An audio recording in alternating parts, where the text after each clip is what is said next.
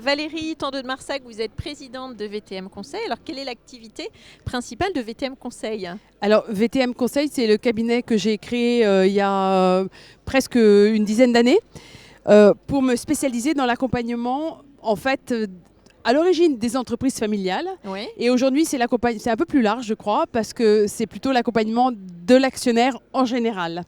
C'est-à-dire, voilà, j'essaye de tout ce qui touche au capital, la structuration du capital, les restructurations de sociétés, les relations entre actionnaires, l'ouverture du capital, le cas échéant, et puis bien sûr la transmission du capital aussi. Donc voilà, le capital, c'est une ressource essentielle pour l'entreprise. Et moi, j'aide les entreprises à bien structurer ce capital et à avoir de bonnes relations avec leurs actionnaires pour que cette ressource soit en adéquation avec leurs besoins. Alors, vous êtes l'auteur d'un livre sur les entreprises familiales, justement, qui s'appelle « Entreprise familiale, un modèle pour l'avenir et pour tous ». Qu'est-ce qui est spécifique aux entreprises familiales ? Qu'est-ce qui les différencie ? Alors, à vrai dire, je suis l'auteur de 2 livres sur les entreprises familiales. Oui, donc vous êtes vraiment une experte des entreprises familiales. Le premier, c'est Guide pratique des entreprises familiales, publié chez Erol en 2011. Donc, et le si second, on tape entreprise familiale sur un moteur de recherche, on tombe sur vous. Il y a des... J'espère. Si mon référencement est correctement fait, normalement, oui. Qu'est-ce qui les différencie, ces valeurs, ces entreprises en fait, d'abord, c'est elle. Alors, ça dépend si on met dedans, en fait... moi, j'ai tendance à dire qu'une entreprise est familiale à partir du moment où elle a un actionnaire de contrôle qui vise la pérennité de l'entreprise. D'accord.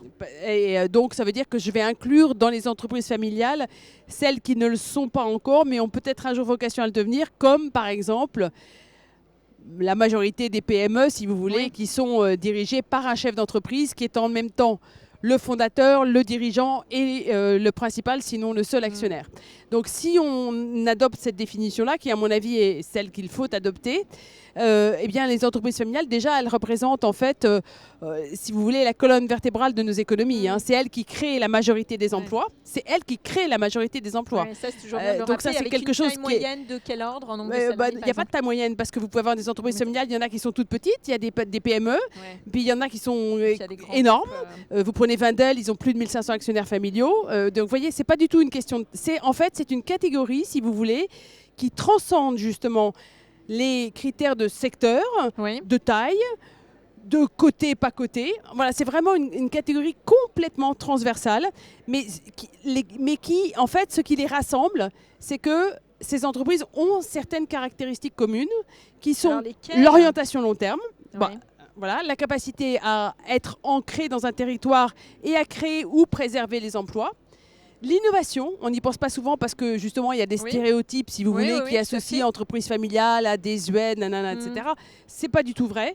Les entreprises familiales, elles sont très innovantes, ne serait-ce que parce que pour rester familial, pour celles qui veulent le rester, eh bien, il faut réinventer le business model, si vous voulez, et se le réapproprier à chaque génération pour que l'entreprise perdure. Donc finalement, ce sont plutôt des exemples à suivre. Pour moi, c'est pour ça que j'ai écrit, c'est pour ça le titre de mon livre, un modèle pour l'avenir et pour tous. C'est parce que oui, et en plus, elles sont très enracinées, si vous voulez, dans leur territoire.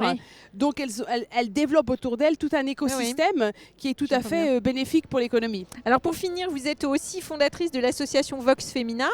Qu'est-ce que vous pouvez dire en 2 mots sur la place qui est faite aux femmes dans les instances dirigeantes des entreprises ?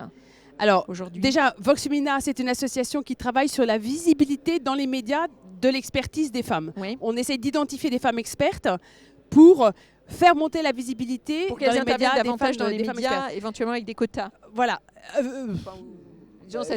Les quotas, c'est un gros sujet. On va écarter le sujet des quotas, sinon on n'y arrivera pas. Mais si vous voulez, faire monter en puissance les femmes dans les médias, c'est aussi bousculer un peu les stéréotypes de genre. Donc c'est bon pour la représentation des femmes je reviens à votre question, dans les comités de direction, parce qu'il faut qu'il y ait des rôles modèles qui émergent comme étant des femmes qui ont la capacité d'être expertes, de diriger des entreprises, etc. Merci beaucoup. Je vous en prie. Au revoir.